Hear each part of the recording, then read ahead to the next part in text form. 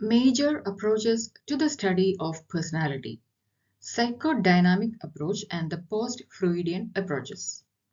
Psychodynamic theory is actually a collection of psychological theories which emphasize the importance of drives and other forces in human functioning, especially unconscious drives. The approach holds that childhood experience is the basis for adult personality and relationships. Before going to the details, please remember to subscribe this channel if you are new here. Do watch other videos in this channel, share it with students and those who love learning psychology. Thank you. Major approaches to the study of personality. In the previous videos, we have learned type approaches and trait approaches. In this video, we will learn psychodynamic approach and the post-Freudian approaches.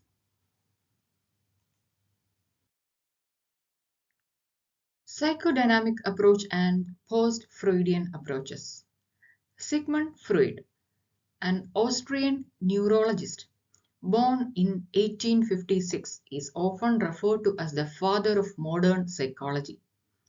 Between the late 1890s and 1930s, Sigmund Freud developed a variety of psychological theories based on his experiences with patients during therapy. He called his approach to therapy psychoanalysis, and his ideas became popularized through his book such as The Interpretation of Dreams. It was Freud who first introduced the term psychodynamics. He observed that his patients exhibited psychological symptoms with no biological basis. These patients were unable to stop their symptoms despite their conscious efforts. Freud reasoned that if the symptoms could not be prevented by conscious will, they must arise from the unconscious. Therefore, the symptoms were the result of the unconscious will opposing the conscious will, an interplay he dubbed psychodynamics. The term psychoanalytic and psychodynamic are often used interchangeably. But there is an important distinction. The term psychoanalytic only refers to theories developed by Freud, while the term psychodynamic, it refers to his theories and those of his followers. The post-Freudian approaches, it refers to the psychological theories and frameworks that developed after the Freud's initial work.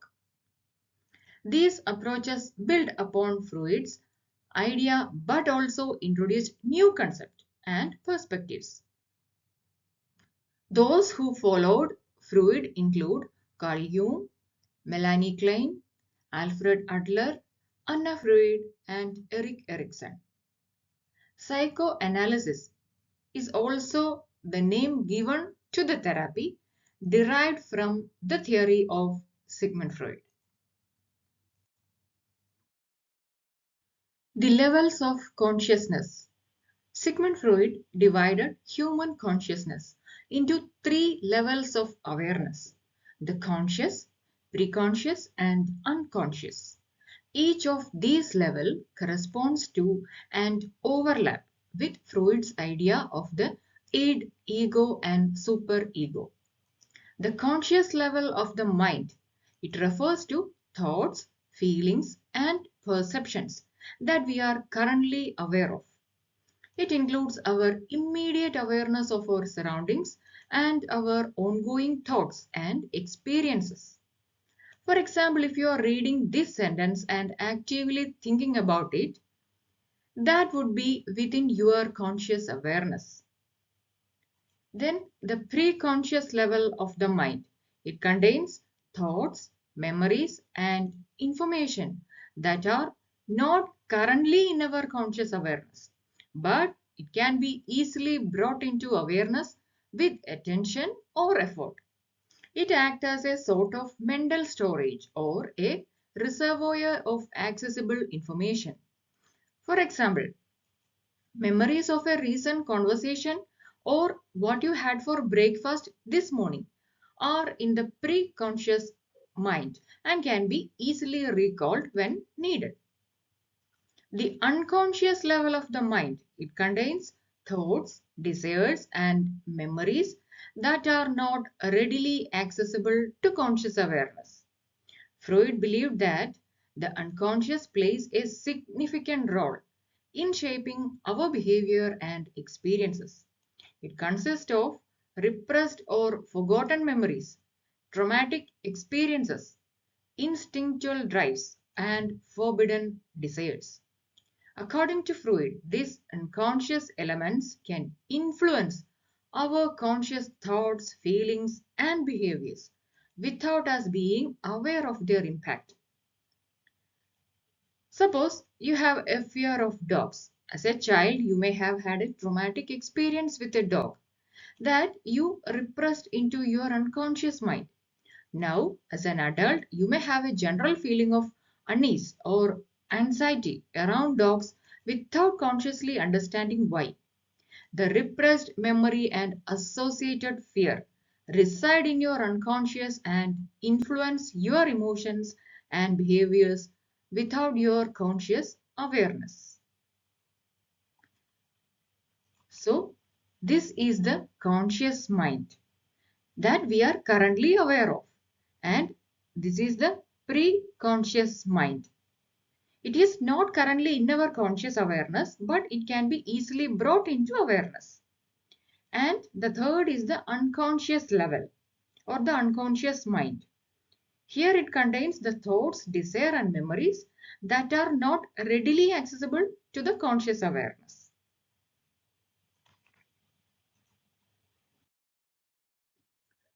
Structure of personality. According to Freud's theory of personality, the human psyche or the mind is divided into three main parts: the id, the ego and the superego. Each of these parts operates in different ways and contributes to our overall personality and behavior. The id.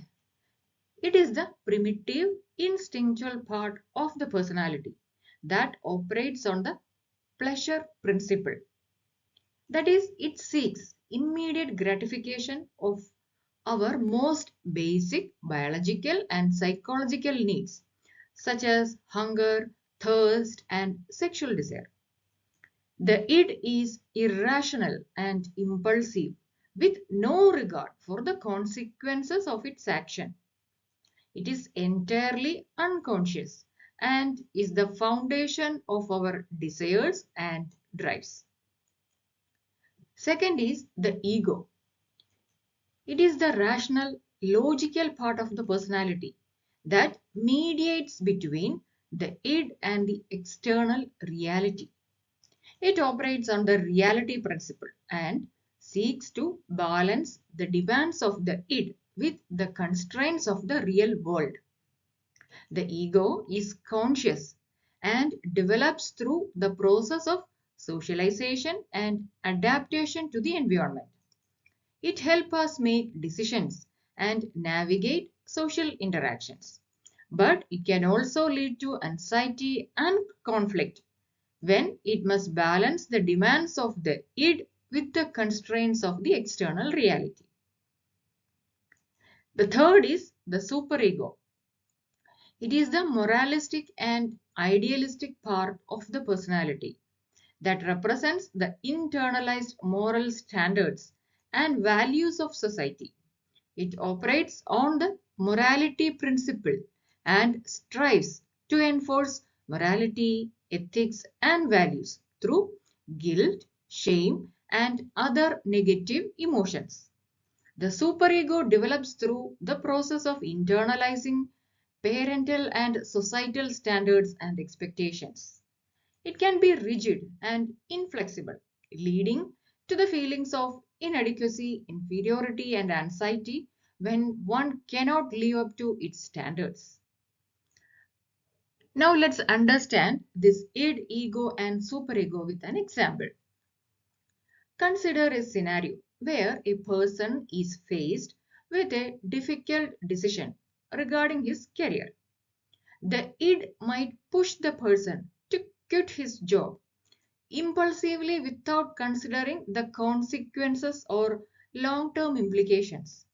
It might prioritize short-term gratification, such as escaping a stressful work environment.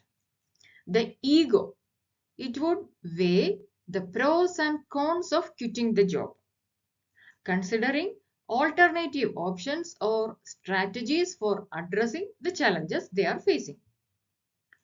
It would strive to find a balance between immediate desire and the practical consideration. The id, it consider the immediate desire, but the ego, it strive to find a balance between the immediate desire and the practical consideration.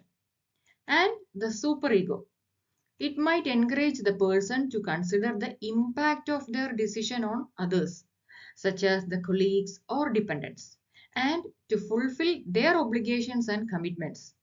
It would remind, that is, the superego reminds the person of the importance of perseverance, hard work, and long-term goals, even if the current situation is challenging. So, this is the id, ego, and superego. It works based on the pleasure principle or the instinct. And ego, it deals with the reality, and the superego, it represents the moral standards.